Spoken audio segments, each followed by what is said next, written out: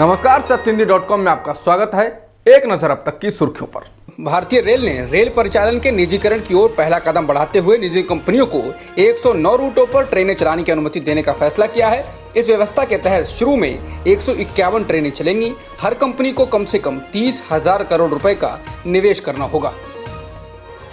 कांग्रेस नेता राहुल गांधी ने रेल निजीकरण की आलोचना करते हुए कहा है कि जनता इसे कभी माफ नहीं करेगी। उन्होंने कहा, रेलवे गरीबों की जीवन रेखा है और सरकार उनसे ये छीन रही है।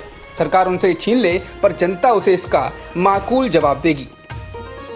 चीन के साथ सीमा पर बड़े तनाव के बीच रक्षा मंत्रालय ने सैन्य बलों की युद्धक क्षमता बढ़ाने के लिए 38,900 करोड़ रुपए की लागत से कुछ अग्रिम लड़ाकू विमानों, मिसाइल सिस्टम और अन्य हथियारों की खरीद को बृहस्पतिवार को मंजूरी दी है।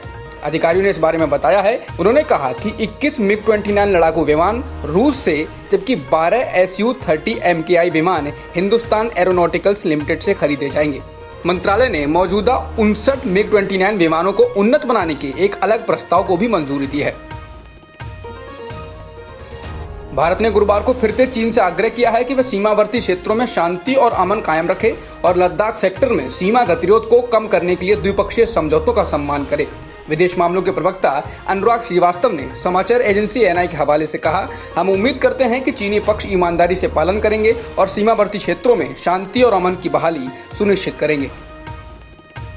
शिवराज सिंह कैबिनेट में आज जिन 28 मंत्रियों को शपथ दिलाई गई, उनमें से 9 ज्योतिरादित्य सिंधिया के समर्थक हैं। तुलसी सिलावट और गोविंद सिंह पहले से ही मंत्री हैं। इस तरह सिंधिया समर्थक 11 पूर्व विधायकों को मंत्री बनाया गया है। सिंधिया के साथ कुल 22 पूर्व विधायकों ने कांग्रेस छोड़कर बीजेपी का दामन थामा था। इनमें से आधे मंत्री बन चुके हैं।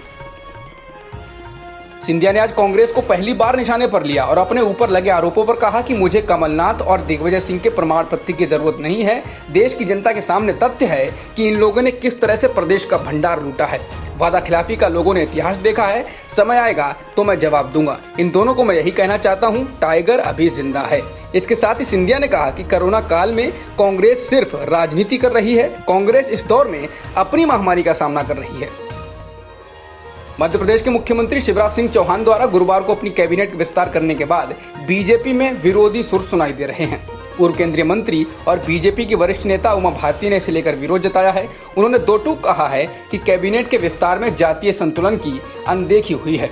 उन्होंने इसे लेकर पार्टी नेतृत्व को खत भी लिखा है। खत में उन्होंने कहा है कि कैबिनेट विस्तार के बाद उनसे जुड़े समर्थक स्वयं को अपमानित महसूस कर रहे हैं। उनके द्वारा सुझाए गए नामों की अनदेखी हुई है। उमा भारती के अलावा मंदसौर में भी बीजेपी के कार्यकर्ताओं ने कैबिनेट विस्तार को लेकर नाराजगी जताई और वरिष्ठ विधायक यशपाल सिंह सिसोदिया को मंत्री बनाए जाने की मांग को लेकर धरना दिया। हालांकि पार्टी ने धरने को नजरअंदाज कर दिया है। ऐसा माना जा रहा है कि यह अभी शुरुआत है। आने वाले दिनों में बीजेपी में बगावत के सुर तेज होंगे। कर्नाटक कांग्रेस के सीनियर नेता डीके शिवकुमार ने प्रदेश अध्यक्ष पद की जिम्मेदारी संभाल ली है। इस मौके पर कांग्रेस महासचिव प्रियंका गांधी वाड्रा ने उन्हें बधाई दी है।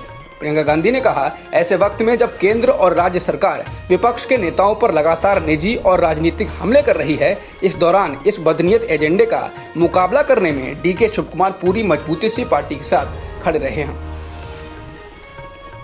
भारत के साथ शुरू हुए सीमा विवाद के बीच नेपाल की राजनीति में उथल पुथल जारी है। इस बीच प्रधानमंत्री केपी शर्मा ओली की सिफारिश पर राष्ट्रपति विद्यादेवी भंडारी ने गुरुवार को 2 जुलाई को संसद का बजट सत्र स्थगित कर दिया। इसी सत्र में नेपाली संसद ने अपने नए राजनीतिक नक्शे को पास किया था, जिसमें भारतीय क्षेत्रों को अपना हिस्सा बताते हुए नक्शे में शामिल किया गया था।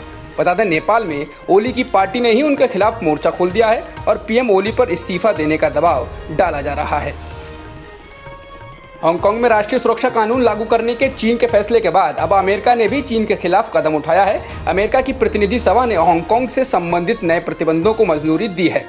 प्रतिनिधि सभा में सर्वसम्मति से पारित प्रस्ताव में कहा गया है कि चीन के अधिकारियों के साथ जो भी बैंक बिजनेस करेगा, उन पर जुर्माना लगाया जाएगा।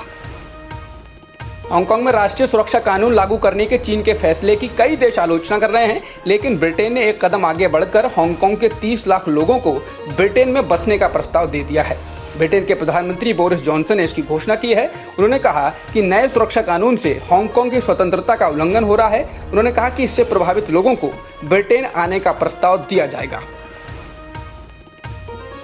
चीन ने ब्रिटेन के कदम पर कड़ी आपत्ति जताई है। ब्रिटेन में चीन के राजदूत ने कहा कि ब्रिटेन को इसका कोई अधिकार नहीं है। उन्होंने कहा कि ब्रिटेन के इस कदम को रोकने के लिए चीन जरूरी कदम उठाएगा।